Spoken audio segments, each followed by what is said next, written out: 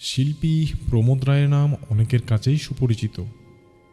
আমি উদীয়মান চিত্রকর ও ভাস্কর প্রমোদ রায়ের কথা বলছি। ছবি আঁকায় এবং মূর্তি গড়ায় তার সমান খ্যাতি। সে বাস করত নিমচাঁদ মল্লিক স্ট্রিটের একখানা ভাড়া বাড়িতে। স্ত্রী ছাড়া তার পরিবারে আর কোনো লোক নেই। বাড়িখানা ছোট হলেও সে কোনো অসুবিধে বোধ করত না। নিচের তলায় ছিল তার কারুকক্ষ বা স্টুডিও।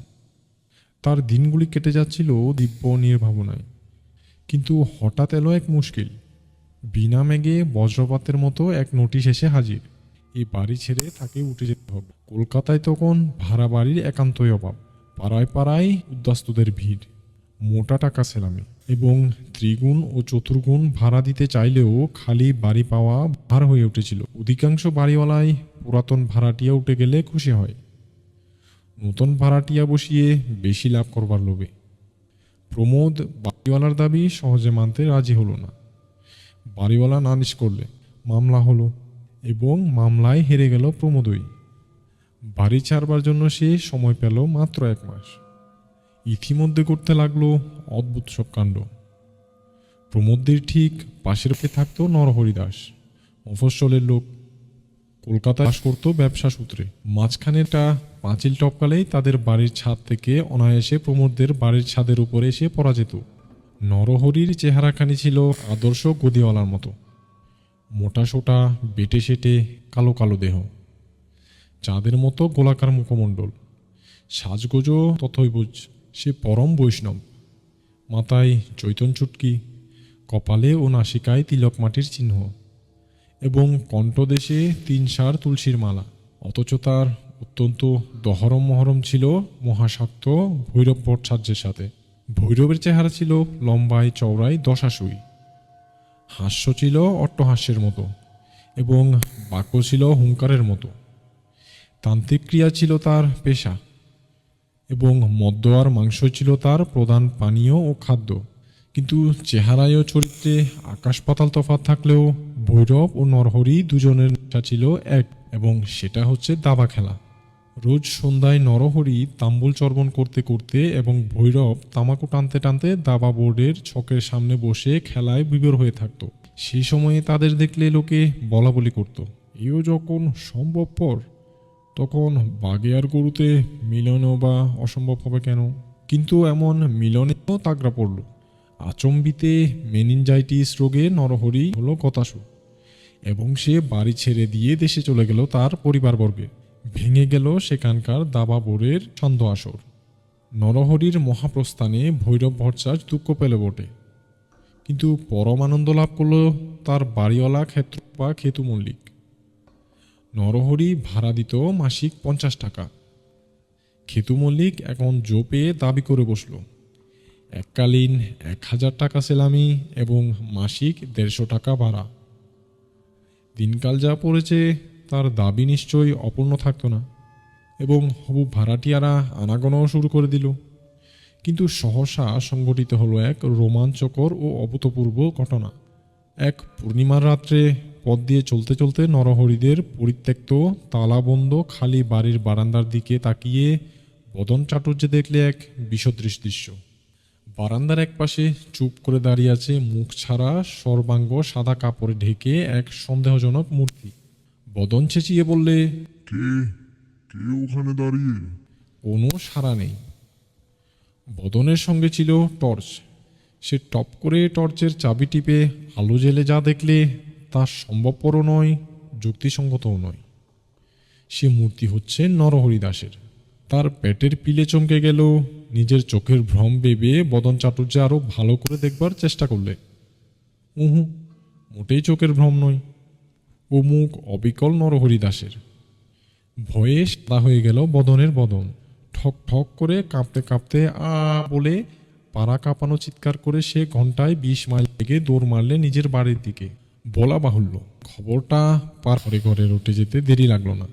খেতু মল্লিক তেলে বেগুনে জ্বলে উঠে বললে, বদন বেটা বংশী দিতে চায়। নরহরি ছিলেন পরম বৈষ্ণব মানুষ। তিনি এখন গোলক দামে বসে মনের সুখেই বিশ্রাম করছেন। আবার এই ছাই পৃথিবীতে ফিরে আসবে। কিন্তু নরহরি যে এখনো সশরীরে বিরাজ করছে তার ওই ভাড়া বাড়িতেই, পাড়ার আরও কেউ কেউ তার অকাট্য চাক্ষুষ প্রমাণ পেলে। তবে দিনের বেলায় তাকে দেখা যায় না, এবং দিনের বেলায় তাকে দেখবার আশাও কেউ করে না।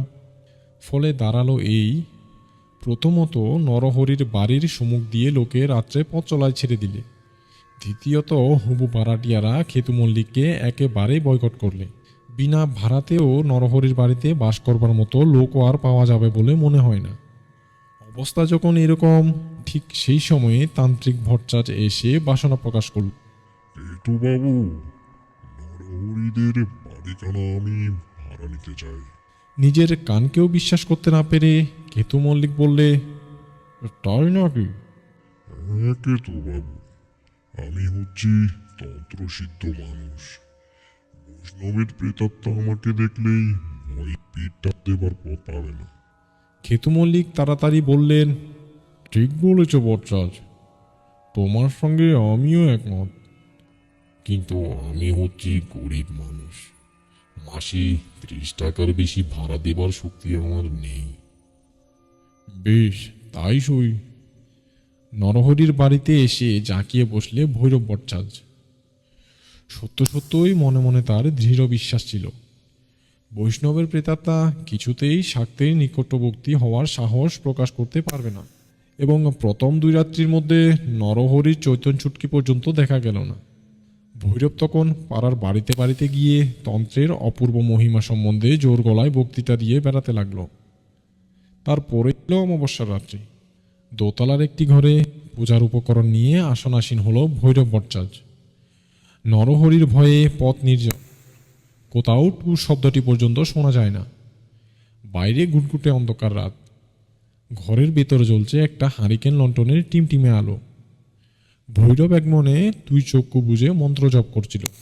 আচমকা এক বিকৃত অনুনাসিক কণ্ঠস্বর শোনা গেল, ভৈরব, এক চাল তারা খেলবে ভায়া।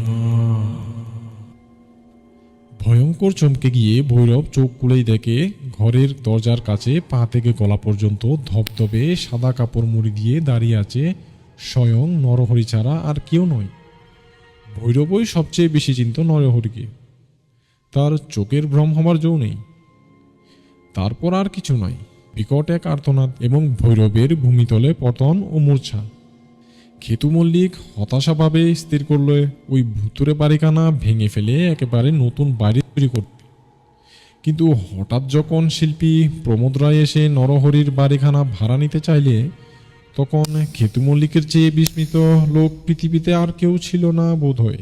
প্রমোদ বললে, কলকাতায় খালি বাড়ি দুর্লভ, অথচ বাড়িওয়ালার হুকুমে আর 1 সপ্তাহের মধ্যে আমাকে উঠে যেতে হবে।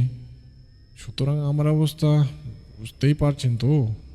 কেতু মল্লিক বললে, বেশ বাবা, আমি বেশি ভাড়াও চাই না।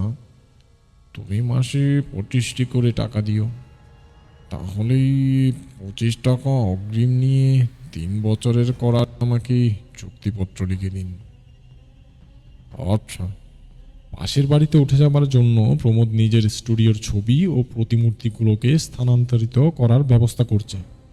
এমন সময় তার স্ত্রী নমিতা এসে ভয়ে ভয়ে বললে, ও গো, নরহরি বাবুর বাড়িতে গিয়ে আমি থাকতে পারবো না। কেন কেন তা তুমি জানো না? প্রমোদ হাসি মুখে নমিতার হাত ধরে ঘরের এক কোণে গিয়ে দাঁড়ালো। তারপর একখানা সাদা চাদর একাধারে সরিয়ে নিতে দেখা গেল একটা খড়ের কাঠামোর উপরে বসানো রয়েছে নরহরির রং করা মাটি দিয়ে করা মুখমণ্ডল। নমিতা হতভম্ব। প্রমোদ বললে, আমি হচ্ছি ভাস্কর। নরহরির মুখ আমি অনায়াসে করতে পেরেছি। পাঁচিল টপকে পাশের বাড়িতে যাওয়াও আমার পক্ষে কঠিন হয়নি।